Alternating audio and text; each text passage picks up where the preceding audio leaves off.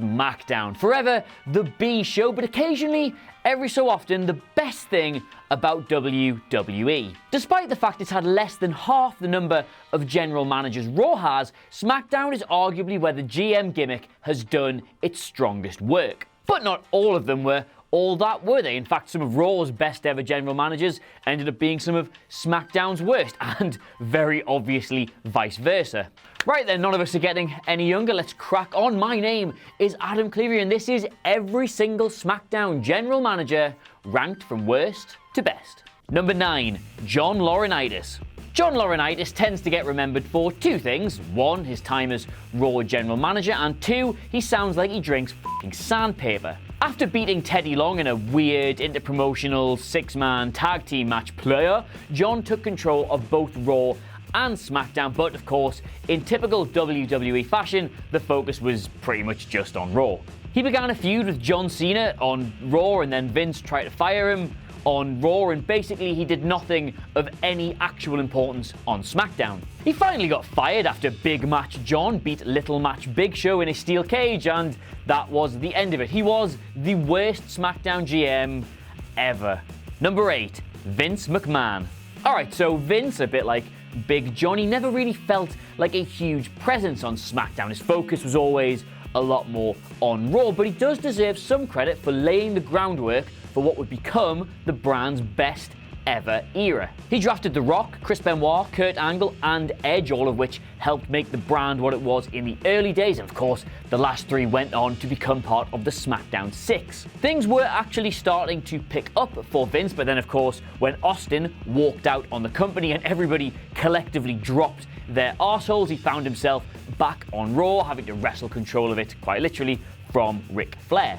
Vince's short tenure as a result remains quite unremarkable, but who knows what could have been if Austin hadn't forced them to change their plans. Number 7, Kurt Angle. Kurt Angle's time as SmackDown general manager was weird. I'm going to say weird, but definitely entertaining. Okay, so quick bit of scene setting. After his match with Guerrero at WrestleMania 20, Kurt Angle needed time off. The guy's neck was a f***ing mess, so they wrote him out of matches with a leg injury, and then when Heyman went over to Raw, he was given the general manager's job. Even in a world where heel authority figures are pretty much the norm, Angle was still absolutely mental. Like, he made it his personal mission to get the WWE Championship off Eddie Guerrero. He even succeeded at the 2004 Great American Bash by just reversing the decision. Like, not even Vince, at the very height of his evil, ever just walked into an Austin match and went, "Nah, I've changed my mind. You've actually lost that, mate. Sorry." Anyway, a few weeks later, Guerrero gets his rematch with JBL, but interference from El Gran Luchador costs him the win. After the match, Guerrero unmasks him, revealing it to be Angle, who is obviously clearly no longer injured and is subsequently fired as a result. A weird end to a pretty interesting run. Despite the positives though, the whole thing still felt very centered around the ongoing Angle and Guerrero feud, and he just never quite felt like a general manager in the classic sense. Number 6, Paul Heyman. Unsurprisingly, Paul Heyman's time as SmackDown general manager was pretty much just another chapter in his ongoing story with Brock Lesnar. I personally can't wait for the season finale of The Wrestling for those two kids to finally get together. But what Heyman's tenure lacked in historical significance, it more than made up for in entertainment. Even in the early 2000s, Heyman had definitely established himself as one of the most entertaining on-screen figures in WWE, so getting more of him on television was definitely a good thing. Plus, it was a really, really nice nod to the fact that he had been working behind the scenes to make SmackDown the force it had become. I mean, just think about the way he went out, selling the absolute desperation of not wanting to go to Raw to be Eric Bischoff's employee. The man is a sight to behold at times. Really want to get a pint with him. Number 5, Daniel Bryan. Oh, how I wish I could put Daniel Bryan higher on this list, but let's be honest, it's not been great, has it?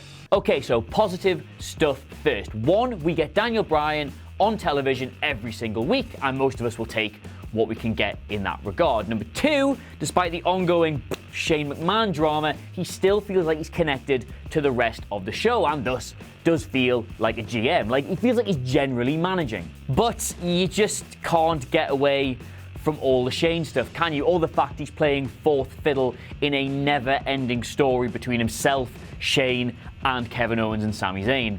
Look, the dude should be working with Styles and Nakamura by this point, but instead, he's getting bad graphics splashed all over his face and doing top 10 lists.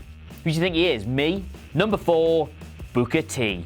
When Booker T was appointed general manager in 2012, he was in a bit of a tough position, really, because the brand split had been over for a year, and thus there was no real reason to watch SmackDown. Still though, Booker T was a much needed change of pace from John Laurinaitis, who had been all over both brands like a horny dog on a three-legged cat. Plus, he brought back Teddy Long, so hooray. Both of these are good things, and he was really, really good to watch, but as is a common trope with SmackDown general managers, his one main rivalry seemed to completely define his time on TV. Him and Teddy Long butted heads almost every single week, and while yes, it was hella entertaining, did get a bit repetitive.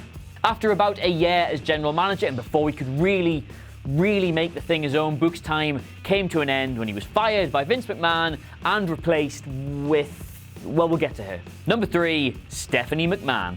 After Vince McMahon regained full control of his company, he appointed a general manager to each brand. As we all know, Raw got the total shock of Eric Bischoff, but SmackDown got the slightly more predictable appointment of Stephanie McMahon. Naturally, a rivalry erupted between the two, and they both did absolutely everything they could to one-up each other. They constantly traded barbs, they poached each other's talent. It was really, really good TV. Except, obviously, for that time when Stephanie kissed Eric Bischoff while he was dressed as Vince McMahon.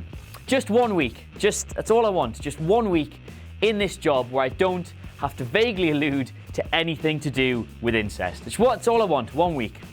It'll never happen.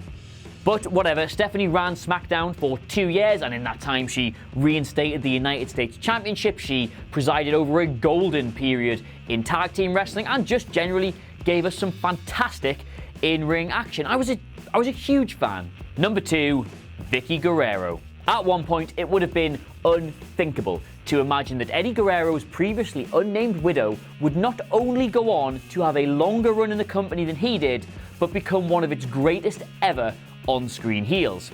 But she did, and there are not words enough, in my opinion, to give her the full credit she's due for that. And as far as corrupt general managers go, Vickie Guerrero took the f***ing cake. Absolutely everything she did, from the top to the bottom of the card, was designed to benefit her boyfriend, later husband Edge, and the other members of La Familia. The Undertaker was probably the biggest victim of Vickie's power abuse, as she banned his Hell's Gate submission hold, and then when he used it, she just stripped him of the title. She was so easy to hate, and that made us want to tune in every single week. Honestly, man, if you're watching this video thinking, Vickie Guerrero, hate her, she's so annoying, that just means that it worked. It means that you were worked.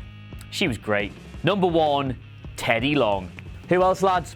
Who else was ever going to sit atop this list than Teddy goddamn Long? Like Vickie Guerrero, Teddy was a manager before he became a general manager, but unlike Vickie, his likability was the key to his success. Even by 2004, the role of the heel authority figure was stale, cliched, and always just ended up being a bad rehash of Austin versus McMahon. But Teddy, by contrast, a massive face, injected new life and new possibilities into the idea. He battled Bischoff, he brought so much new talent into the company, and he even just threw Rey Mysterio into the WrestleMania main event.